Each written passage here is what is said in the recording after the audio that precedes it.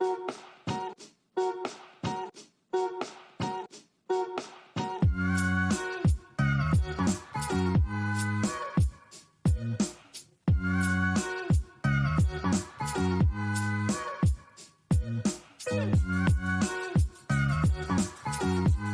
you guys, welcome to my kitchen. I am so happy to have you here. We are going to be making 5 different weeknight dinner meals that you can easily put on the table for your family. They're all healthy, and we've got a mix of a few little crock pot dinners, a few stovetop dinners, and we have some really easy oven ready type of dinners. So hopefully you get some good ideas from these, and if you do, tell me what you're looking forward to trying in the comments down below. I would love to hear. Let's just jump right into it. First easy dinner on the list, we are doing some baked potatoes with some crispy bacon tonight, along with a few other toppings as well. So basically what I did is I went ahead and just peeled off anything that had one of these little eyes on it. I don't know if you can see that. It's like where it pokes up and it starts growing little things, because that means it's going bad. So I peeled off whatever that was, rinsed them and scrubbed them really well, and then dried them with my towel here. And the next thing I'm going to do is I'm going to take some of my olive oil. We're going to drizzle it on these guys. Probably should have done this part before the olive oil, but we're going to poke some holes so that they don't explode. And you'll notice that mine are on parchment paper. I just prefer that for cleanup. I think it's a lot easier. And then we're going to rub our oil around, make sure they're covered. And then easy peasy, I'm just going to take my salt and I'm just going to cover them in salt on both sides. Potatoes need quite a bit of salt, so feel free to be generous. Flip. More salt on the second side. Gonna rub those guys in, make sure we're all good. So then we're gonna go ahead and put our potatoes in the oven at 425. I'll probably do like 45 minutes for these guys. I'm not 100% sure. That's it for now.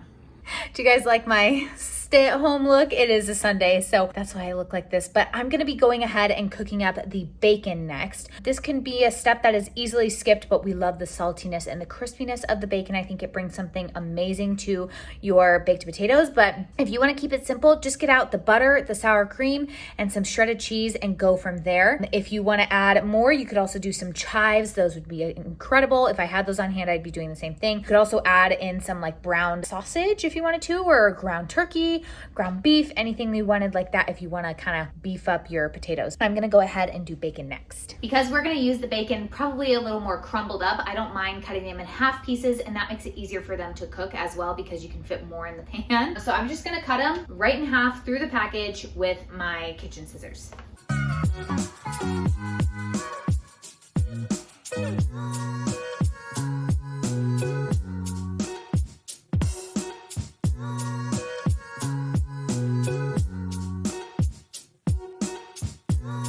Potatoes are still cooking in the oven, and I had an extra little bit of peas on hand, some frozen peas, so I went ahead and defrosted them in the pot with just a tiny bit of boiling water, like I'm talking a spoonful or so, because they produce enough water on their own when they're frozen. And then I went ahead and mixed in some of my leftover bacon grease, just a few spoonfuls into here, and then added some salt, garlic powder, and some Italian seasoning. Mixed it all together, and that's going to be one of our sides. Peas are great for protein and just beefing up a bunch of meals. Hear that crackling? Yeah, just took these guys out of the oven. They baked for about 55 minutes. We're gonna slice them open and we're gonna top it with all of our toppings. Here are our toppings for the night. We've got some bacon, which has obviously been picked out a little bit. We've got some cashew milk yogurt, which is my version for vegan sour cream. We have some homemade vegan ranch, which is so good. We're using that in place of butter tonight. And then some shredded cheese for the boys.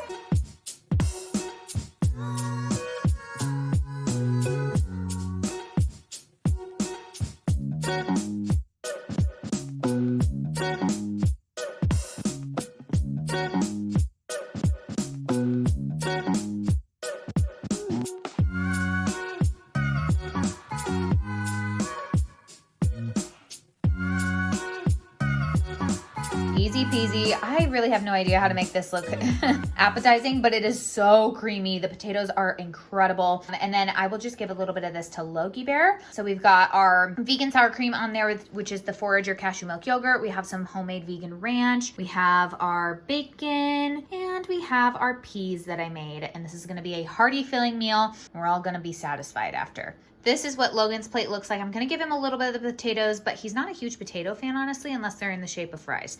So he's got some cheese sticks right here that he didn't finish earlier, some apple. We've got some bacon. He's been loving the bacon and the peas. For our next meal, I'm gonna be roasting up some sweet potatoes. This is actually earlier in the day, so I'm gonna throw these guys in at 425 for about 25 minutes. I just cut them up into similar shapes, and then I threw on some salt, some garlic powder, and some of this Italian seasoning right here, and some olive oil, and I'm gonna throw it into the oven. But these are a great thing to have prepped beforehand, and I'm even gonna use them for lunch too. So for dinner, we are going to be making some black bean, Southwest kind of taco bowls, if you will. These are easy because they can be personalized to whoever's in your family. If they don't love like Southwest black bean, I can't even talk today. If they don't love things like that, you can customize it. They can put whatever kind of toppings on it that they want, whatever kind of sauce. So it's basically gonna be like taco bowls, but mine's gonna be a little bit Southwestern-y. We are going meatless tonight, so I'm gonna show you exactly how we do it with enough protein so that we all stay full. I am starting the rice for our dinner. I just cooked pressure cook, and I have 4 cups of rice and 4 cups of water, and then like a thing of beef broth, or it's actually veggie broth in there. It's like the veggie bouillon. So I just do a scoopful. We're gonna close it all up, make sure it's on the sealing position, and then I cook it's short grain brown rice for 24 minutes on high pressure, and then I let it natural release for 23 minutes. Okay, this is gonna be a super easy, pretty much one pan meal. I'm cooking all the veggies and our beans in one pan. I have my cast iron going. I had a little bit of olive oil in there. I sliced up these bell peppers when I had everything out. Oh. I also have these mushrooms that are cut up and ready to go, so I'm gonna throw those guys in. Wish I had an onion. And then I'm gonna let these guys kind of cook down a little bit before I add in our beans. Now that our veggies have kind of cooked down a little bit, I'm gonna go ahead and season them. Something that I was always taught is that you season at each stage of cooking. So even though I'm not done using this pan, I'm gonna season my veggies. I just did some salt and garlic powder. Then I'm gonna add in a can of rinsed chickpeas, and they've kind of been drying a little bit. We're gonna let these guys toast up for just a couple of minutes in the pan with the veggies. I know this is not super photograph worthy. Let me tell you though, this vegan homemade ranch is incredible. Super allergy friendly. I have the recipe saved in my recipes to highlight over on my Instagram if you want to know how to make it, or you can just mix this with regular ranch. But to make this kind of Southwestern-y, I'm just gonna mix it with some cantina salsa, and we're gonna have some salsa ranch tonight. And I didn't feel like making a mess with another dish, so you're just gonna have to live with it in the Tupperware. I'm just gonna mix this guy together. Perfect. So back to our pan here, I'm just gonna be using what I have left over from some taco seasoning. We usually use the taco seasoning from Trader Joe's. Comes in a packet and it's awesome. It doesn't have any like fillers or anything. We're gonna add a little water and then it'll be ready to go. Right now I am just letting my rice, it's like unsealing itself, natural releasing itself. And all of my elements have kind of come together at the same time. So I'm gonna go ahead and plate it up and I'll show you what it looks like. The boys are over there reading. I love you, Stinky Face. It's so cute. But here's what dinner looks like. Our bowl got a little messy here. So we've got some brown rice down there, some roasted sweet potato. We've got our chickpea with the mushroom and roasted peppers over here. We've got a big thing of guac because you guys know I love guac. We've got some romaine lettuce and then the salsa ranch drizzled on top, which I'll probably add even a little bit more of that, but I wanted you to actually be able to see what was going on. I tried that salsa ranch, by the way. It is so good. So this is what I'm eating tonight, and this is completely vegan and plant-based, you guys. So this is a great option, but I'm gonna be definitely full after this. Good morning, you guys. It's the next day. We're on to meal number 3, and as you can see, I'm still in my comfies, and that is because it's actually 10 in the morning. So I am actually getting a little bit of a late start on these carnitas in here, but I'm gonna show you exactly how I make them. We've made it this way a couple of times and it's been a hit every single time, and it couldn't be more simple. So here we go. In my crock pot, I have a pork roast, pork butt, pork shoulder, whatever you want to call it. It's about 3.5 pounds, 3.5 to 4 pounds. And what I've done is I've rinsed it and then patted it dry with a paper towel. And then we're just gonna rub it with some salt and some pepper on each side.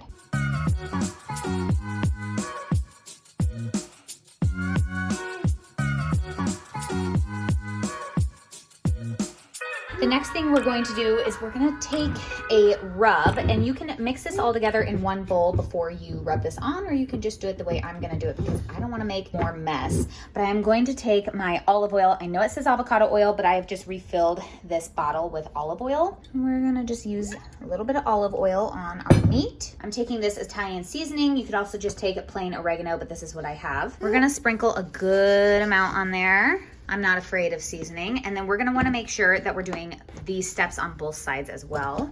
The last part to this simple rub is just some ground cumin. Mine seems to be a little bit stuck up in there. And now we're just gonna rub this in with our hands and all around the meat.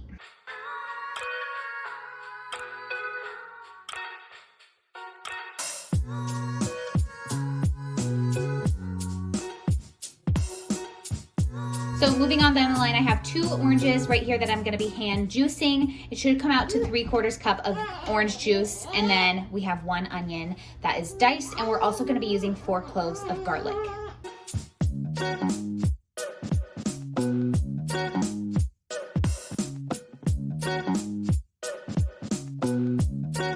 Alrighty, so in the crock pot goes our 3/4 cup of orange juice, our 1 chopped onion. I was gonna say orange. That's not right. And then our 4 cloves of garlic, which I always just guesstimate on garlic just because we like garlic, so we don't mind a little extra.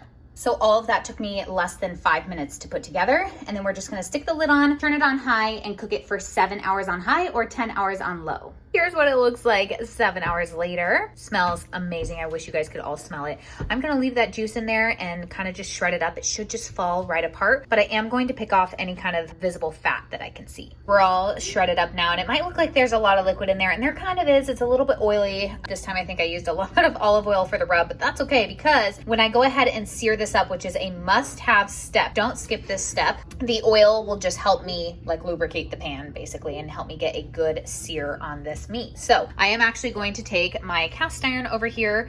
We're gonna heat it up on like probably medium heat, and we're just gonna crisp up some of these carnitas. And I realized I didn't even tell you what we were making with these. So my original plan was either burritos or enchiladas, but honestly, we're just kind of running a little bit late on time. So this is where meal prepping and like food prepping ahead of time comes in handy. I have all that rice from last night, so we're just gonna make rice bowls again, which is fine with us. We love like Mexican rice bowls and things like that. So that is the plan for tonight, with just a bunch of different toppings, some veggies, things of that sort.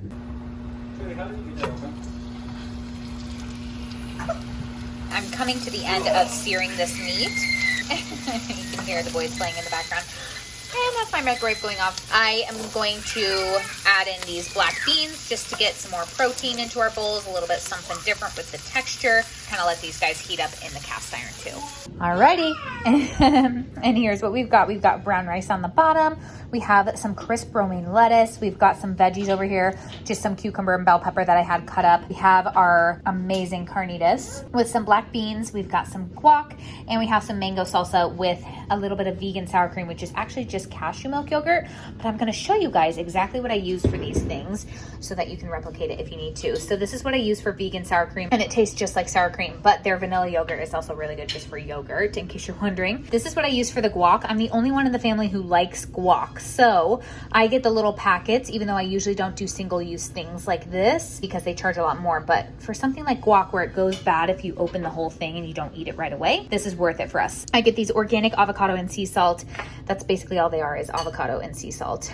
Little packets at Costco. If you want to know the exact brand, I don't have the box anymore, so go look back in some of my Costco hauls. And then I also get this from Costco, the organic mango and peach salsa, which Logan will literally eat this with a spoon. It is so good and worth the trip to Costco alone. So that's what we've got going on in this bowl. Super nutritious. You guys know I love dinners and meals like this. I actually decided to add some tortilla chips on the side, but we don't really do corn. Well, we're kind of getting back into corn. It's a long story. If you follow me on Instagram, you know what I'm talking about. But love these Trader Joe's grainless cassava and coconut tortilla chips. They have great ingredients and they taste really good. Alrighty, it's a little bit early in the day. It's like 3:20, so we won't be needing dinner for a while, but I kind of wanted to get it prepped and out of the way. We're gonna be making enchiladas tonight. That's like the great part about making this big batch of carnitas right here. You can see all the fat that's settled. That's okay. We're just gonna cook it right up and it'll all melt together. But when you make a big batch of meat like this, it can be, hang on please. It can be carnitas, it can be shredded chicken, it can be ground beef, whatever you want.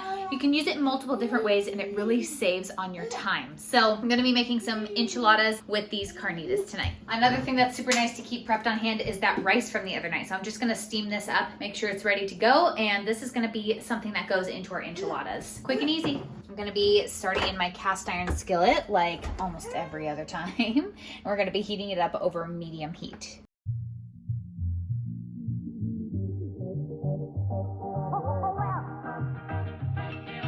So we've got our meat seared up a little bit here. I've kind of tossed it a couple times, just making sure we're not burning it. But when you get that sear on this meat, it really brings out some flavor. And then we are going to pour in our rinsed black beans as part of our filler. And we're gonna mix it around, kind of let those two saute together just for a minute or so. The black beans don't need to be cooked because they're already cooked when they come in a can.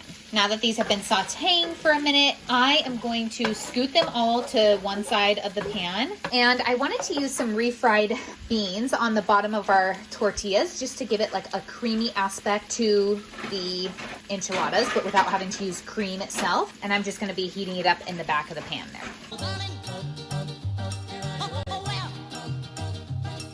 Got my station set up here. I've got my tortillas, some enchilada sauce, we've got cheese, and then rice over here, which I'm actually just gonna mix right in with our meat.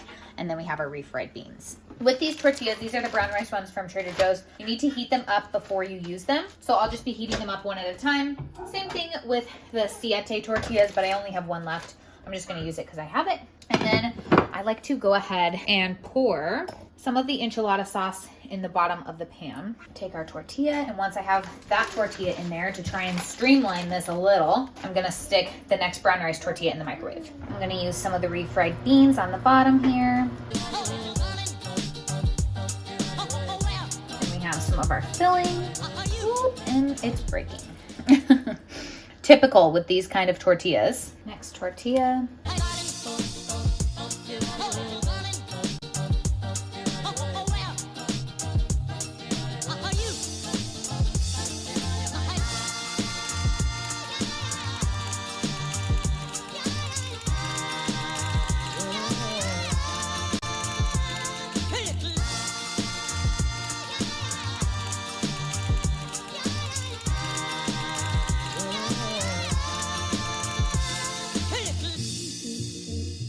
Okay, so now that my enchiladas are all rolled, this honestly took me less than 10 minutes to do. I know sometimes enchiladas look a little intimidating. I'm just gonna go and make sure each one of them has some enchilada sauce over the top of it. Homemade enchilada sauce is so much better. Store-bought enchilada sauce is just fine. So we each have 2 tortillas. Derek and I each have 2 enchiladas to eat. Logie has his own. And we have one that's kind of up for grabs. It doesn't have cheese in it, and it can be for whoever wants it. Now that I've made sure there's no cheese on my side, you can see I just did the enchilada sauce and then covered it with a little bit of cheese. And then we're just gonna cover it in some foil. This is ready to go in the oven. I'll probably put it in at 400 degrees for probably like 15 minutes and then uncover it for another 15. Final product. Oh my goodness. That looks so good. Here's what it's looking like. I'm so excited to dig in, you guys. So on top I have some Cantina salsa, which is what this water is running around. But I also have some Forager cashew milk yogurt on top, which is what I use as my vegan sour cream alternative. And then some guac. We're gonna chow down. Okay, you guys, 5th and final meal that I have for you. I've showed this to you guys just a couple of weeks ago, but in case you didn't watch that food prep video, I wanna show you this. It is the vegan feta viral pasta that has been going around on Instagram, TikTok, all that kind of stuff. But I'm gonna show you how to make it allergy friendly, I guess as long as you're not allergic to nuts. But it is so delicious that I am making it for the 2nd time in the past 2 weeks. I would have made it more than that, but Derek said no. So I'm gonna show you guys how to make this. This is a really easy, like kind of dump and go type of dinner. And it's like 5 ingredients. So let's get started. So I wanna show you the cheese that we're gonna be using. This is a softer cheese than what feta would be. And I honestly don't love feta. So this is perfect for us. I love the extra flavor that it brings with that chive. And it really is buttery and savory. I even had some just like on a cracker. I just wanted to see what it tasted like by itself. And it's so good. You could even just put this out on the charcuterie board and it would be amazing. Found this at Kroger. You can probably find it almost anywhere that you have like a larger selection of Miyoko's stuff, but it is vegan It does contain cashews. It's gluten-free. Here are the ingredients on the back. Feel free to pause if you want to go ahead and look at them. But I'm going to be putting this in about halfway through. So the first thing we're going to do is take our 9x13 pan. I'm throwing in a bunch of grape tomatoes. This is probably 1.5 pounds. I got this large organic grape tomatoes thing at Costco, which you probably just saw in my recent Costco haul, and it was 2 pounds. It was completely full, and that's how many I left in there. So just to give you a good idea of how many I used. And then I'm gonna be using some olive oil. Then I'm gonna be adding some minced garlic in. We like garlic, so I'm not gonna be shy.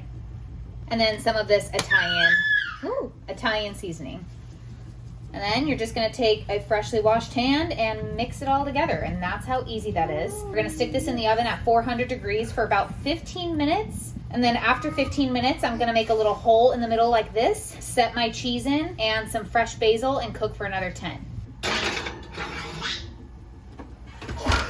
If you guys have been around for a while, you know that this jovial gluten-free brown rice pasta is our favorite. It's the best texture I've tried, and it doesn't overcook within like seconds. It doesn't get mushy. Organic brown rice and water are the only 2 ingredients. We're gonna do 2 boxes of this because these are not actually a pound. They're only 12 ounces. A normal box of pasta is usually a pound. Get it open, but we're gonna do 2 boxes of penne because this type of pasta where it has like a hole in the middle, something along the same lines, is going to do really well at soaking up the sauce. And I always salt my water when I'm cooking pasta. Give it a little stir and everything is just gonna cook while we hang out with the family.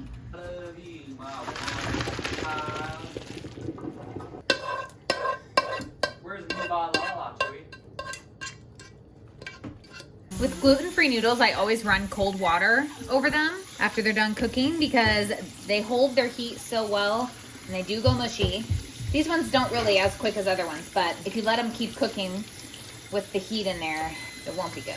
It's been 15 minutes for our tomatoes. So I'm just gonna pull them out, make a little hole in there, and put our cheese in. Perfect. And then I'm also gonna do like a handful of little fresh organic basil leaves. If you are not blending this soft sauce afterwards like we are, make sure you just cut these into smaller ribbons. And I'm gonna make sure those get into the olive oil as well. Back into the oven for another 10 minutes. Looks incredible. Gorgeous. I'm just gonna be taking it right from the oven and pouring it into my blender. Since I've done this before, I know it should all fit in my blender. When you're putting anything hot into your blender, you wanna make sure you leave plenty of space because hot stuff will explode. Ah.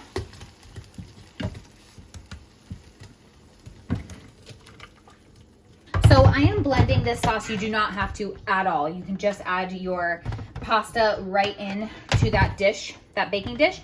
But Logan does not really like whole tomatoes. He won't eat the sauce if it has whole tomatoes like this. And honestly, I don't love it either. So a quick blend will do the trick. I'm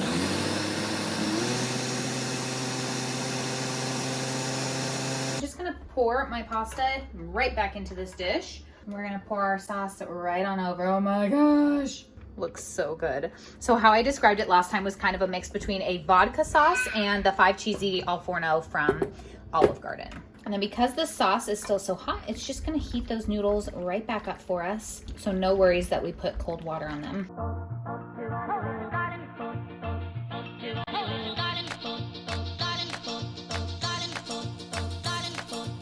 Throw some fresh basil on top and you guys have yourself a gorgeous weeknight meal that your entire family is sure to love. If you guys love pasta, this is a great way to switch it up from just your regular old marinara sauce, which we do love marinara sauce, but this seems to be just as easy because you can throw it in the oven and go. Anyways, hope you guys enjoy this recipe. It is one of my all-time favorites. Okay, you guys, that is it for this video today. I hope you enjoyed and got tons of meal ideas. And if you did, let me know what your favorites or what you can't wait to try are down in the description box. That's what I do. Down in the comments below, and I'll see you guys next time. Bye.